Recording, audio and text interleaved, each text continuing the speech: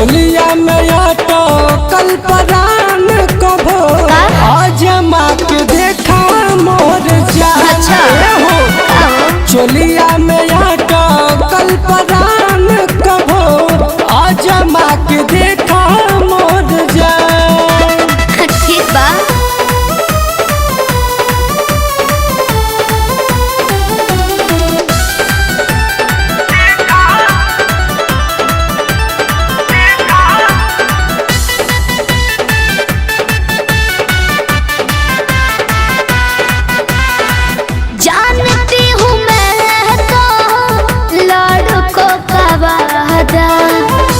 ऐसे न कहो जानू हो तो कहीं ज्यादा।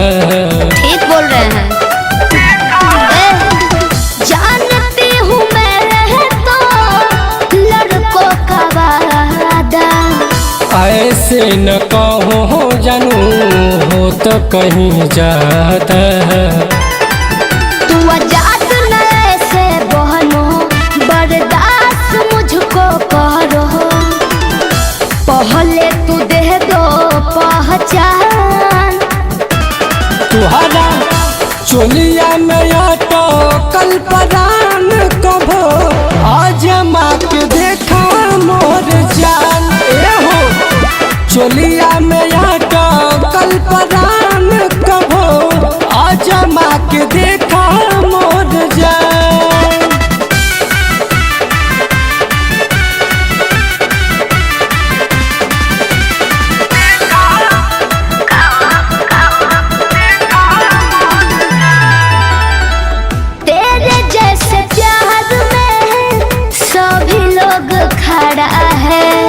बात मेरी मानो हो जानू यही तो इशारा है। अच्छा जी।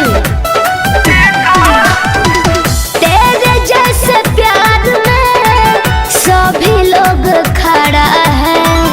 बात मेरी मानो हो जानू यही तो इशारा है। क्यों देते हो मुझको सजा करता है धक से करे जा।